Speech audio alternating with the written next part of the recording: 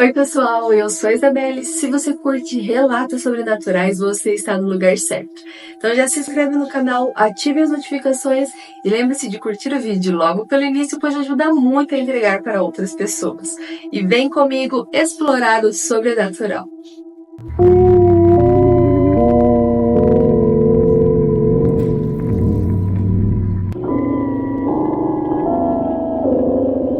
A casa desprezada. Eu e Renata estávamos juntos há um bom tempo, sem muita pressa para se casar. A vida seguia tranquila, até que ela acabou engravidando. Então, tudo mudou.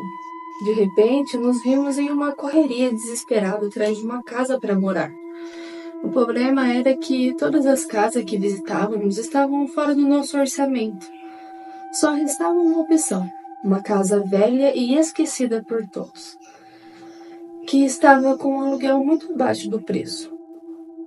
Lembro-me que da primeira vez que fui até lá, a casa não estava em suas melhores condições. Claro, tinha poeira acumulada, teias de aranha nos cantos e algumas coisas precisavam de conserto. Mas para quem precisava se mudar logo, não tinha muita escolha. Era aceitável, dizemos assim. Ao menos parecia estruturalmente estável. E assim decidimos nos mudar. Quando finalmente nos mudamos, soubemos que a casa estava vazia há 5 anos. A sensação estranha de abandono já estava presente no ar. A primeira noite, Renata comentou que havia algo de errado. Ela acordou várias vezes incomodada com um cheiro horrível de algo podre. Mesmo ela tentando ignorar, não conseguiu dormir e acabou se mudando para o sofá da sala. Eu, por outro lado, caí no sono pesado, mas não durou muito. No meio da madrugada, fui despertado por uma respiração forte, como se alguém estivesse lutando para respirar ao meu lado. Vira de lado, murmurei, pensando que era Renata. No entanto, ao abrir os olhos, percebi que ela não estava lá. Quando fui beber algo, passei pela sala e vi Renata dormindo no sofá. Confuso, perguntei, quanto tempo você está aí? Ela respondeu que tinha ido para lá no início da noite, pois não aguentava mais o cheiro de podre no quarto. Eu voltei para a cama tentando afastar o desconforto, mas a respiração voltou ainda mais pesada. Quando eu me virei para verificar, meu coração quase parou. Ao meu lado, deitada, havia uma mulher, inchada e pálida, com uma aparência de que estava morta. O pânico me paralisou. Antes que eu pudesse reagir, senti suas mãos em meu pescoço. Tentei gritar, mas a voz não saía. O desespero tomou conta de mim, e naquele instante, gritei por Renata. Quando ela entrou no quarto, acendeu a luz, a mulher sumiu, como se nunca estivesse estado ali. Renata, assustada, me contou que o cheiro de podre agora estava pela casa inteira, e não só no quarto. Não conseguimos dormir mais naquela noite. Pela manhã, resolvemos devolver as chaves e descobrir o que havia acontecido naquele lugar. Foi então que soubemos da terrível história daquela casa. Anos antes, um casal havia morado ali. Quando a mulher engravidou, o rapaz, incapaz de sustentar sua família, entrou em desespero e, em um acesso de raiva, acabou matando sua esposa, sufocando-a. E, atormentado pela culpa, ele se suicidou logo depois. Diziam que o espírito da mulher ainda habitava a casa, sufocando qualquer homem que ousasse viver ali com sua esposa, como se estivesse revivendo sua tragédia, temendo que todos os maridos maltratassem as suas esposas como o seu fez.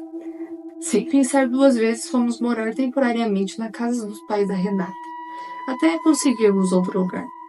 Aquele episódio nos marcou profundamente, e desde então, nunca mais passamos perto daquela casa. Obrigada por ler o meu relato, Isa. Estou amando o seu canal. Continue, por favor.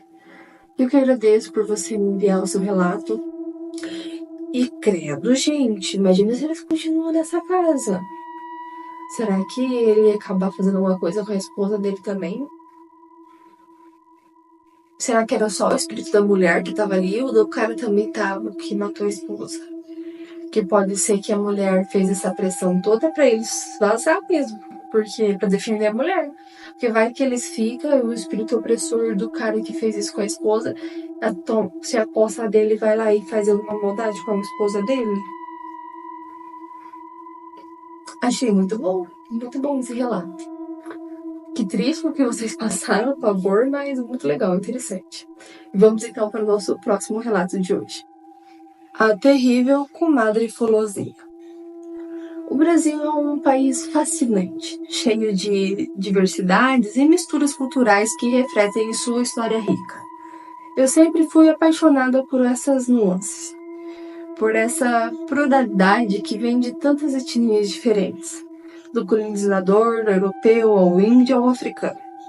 Mas o que eu vou contar agora foi uma experiência bem além da cultura popular. Foi algo que me fez questionar o que é real e o que não é. Isso aconteceu há algum tempo.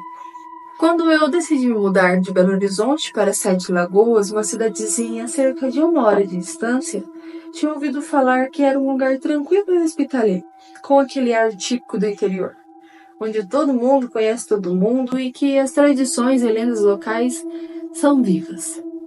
Como eu estava à busca de paz e sossego, parecia um lugar ideal. A casa onde eu fiquei era antiga e fazia tempo que não era alugada. Quando a dona me entregou as chaves, foi muito simpática, mas a sua voz carregava um tom misterioso. Se por um acaso você ouvir algum barulho, ignore. Às vezes a natureza pode pegar peças em nossos sentidos. Na hora dei de ombros, mas aquilo ficou ecoando na minha mente. Como assim a natureza prega peças? Achei que era só um jeito de falar. De qualquer forma, eu estava exausta da mudança e só queria dormir. Tomei um banho rápido e fui direto para a cama. Porém, no meio da noite, algo me despertou. Foi uma sensação de perigo iminente. Pulei da cama e fiquei atenta. O silêncio era absoluto, tão intenso que até o som dos grilos parecia desaparecido. Não havia vento, não havia nada. Era um silêncio quase palpável. Então ouvi um ruído. Algo lá fora no quintal, entre as árvores, se movia. O farfalhar das folhas me fez gelar. Fui até a janela e, num brilho fraco da lua, pude ver algo incomum. No galho de uma mangueira havia uma figura grande, escura e com um formato que me fez arrepiar. Parecia uma pessoa, mas era muito, mas muito maior.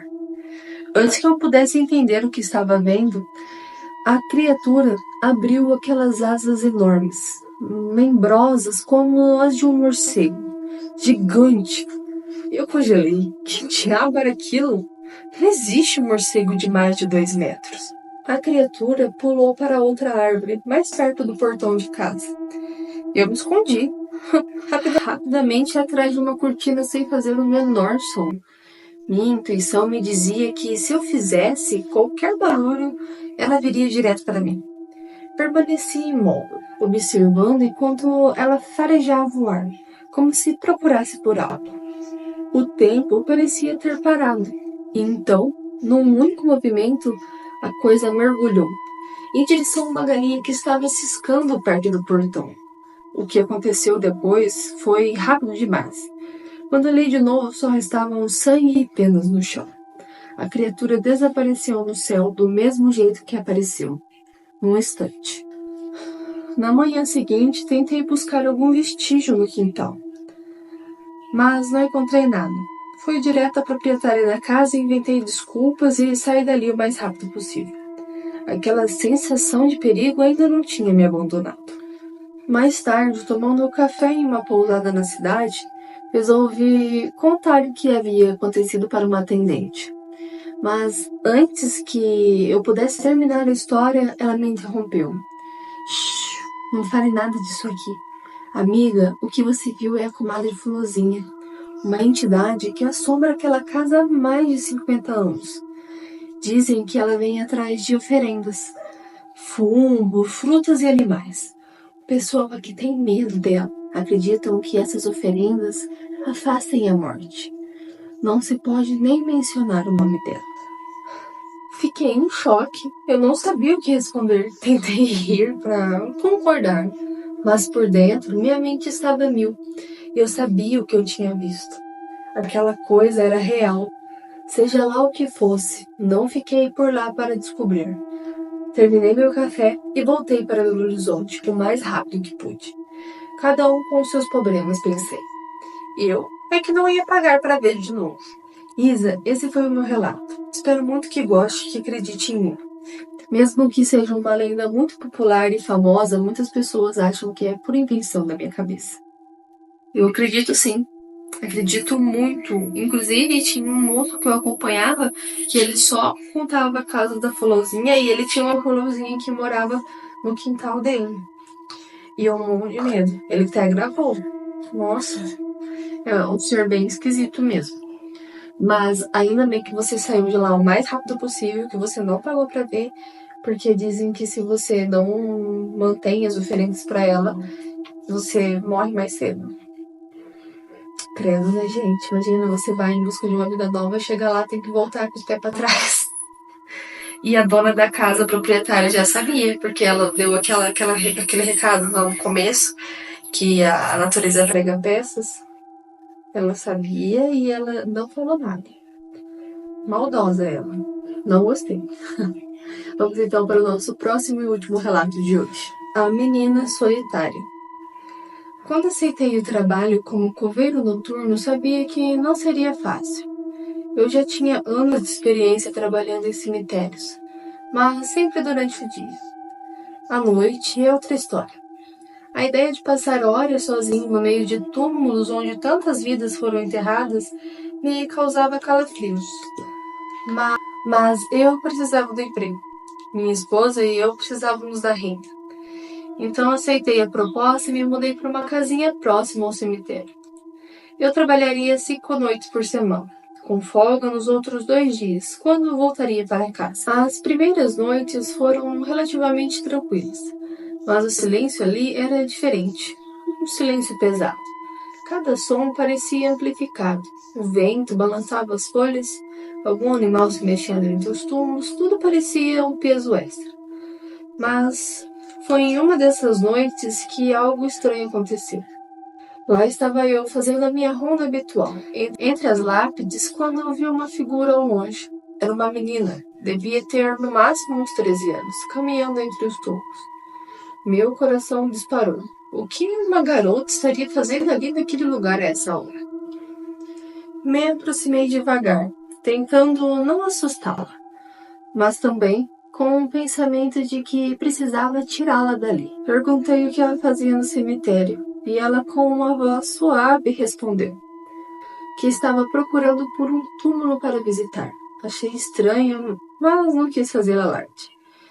Pedi para que ela me dissesse o nome da pessoa enterrada para que eu pudesse ajudá-la a encontrar o tal túmulo. Quando ela mencionou o nome, eu realmente fui rapidamente verificar os registros, mas não encontrei nada. Voltei para falar com ela, mas ela já havia desaparecido. Nos dias seguintes, tentei manter a calma, me dizendo que talvez fosse apenas alguém que invadiu o cemitério. Mas o desconforto persistia. Até que 2 dias depois, estava ela lá de novo, andando entre os túmulos. Dessa vez eu não ia deixar passar. Fui atrás dela, determinada a entender o que estava acontecendo. Perguntei mais uma vez o que ela queria. E ela repetiu o nome. Insisti para saber o nome dela. E foi aí que tudo mudou. Ela parou, olhou para mim com uma expressão estranha e disse o nome que procurava. Um frio percorreu minha espinha. Ela estava procurando a si mesma. Perguntei como isso era possível. Então ela falou: eu tenho medo de facas, porque foi assim que morri. Fiquei sem chão. Tudo começou a fazer sentido de um jeito horrível. Ela estava morta há tanto tempo que nem o túmulo dela existia mais. Tentei perguntar mais, entender o que tinha acontecido, mas antes que eu pudesse fazer mais uma pergunta, ela desapareceu de novo, assim como antes. Desta vez fiquei abalado de verdade. Na manhã seguinte, fui até meu chefe e pedi para voltar para o turno do dia. Ele, para minha surpresa, aceitou sem hesitar. Desde então voltei à rotina diurna, mas aquela menina nunca saiu da minha cabeça. Quem a matou? E por quê? Onde estavam os pais dela? Fico pensando como é possível carregar uma história assim sem ter com quem dividir, sem ninguém acreditar. No fundo, sei que a justiça nunca foi feita. E o covarde que tirou a vida dela provavelmente seguiu em frente sem pagar por isso. Mas eu nunca vou me esquecer daquela menina solitária, vagando entre os túmulos, procurando o que restou da sua própria história. Obrigado por ler o meu relato. Por favor, me ajude a entender tudo isso. O porquê ela apareceu para mim e o que eu tenho que ajudá-la. Sucesso em seu canal. Obrigado pela sua história. Achei muito interessante. Amo histórias de coveiro. Inclusive, eu tô juntando uma para fazer uma coletânea especial só de coveiro. Mas, ai, gente, não sei, será que ela aparece pra todo mundo ou ela apareceu pra ele porque ele tem uma milionaridade aflorada ou porque ele pode ajudar ela? Fica aí a questão. O que você que tá assistindo acha que é? Comenta aqui pra gente nos comentários qual é a sua opinião sobre esse relato e qual foi o seu relato favorito de hoje. E lembrando, se você tem uma história e gostaria que eu lesse ela aqui no canal, aqui na descrição tá os métodos de envio. Então é isso, gente. Obrigada por assistirem até aqui e boa noite e bons sonhos!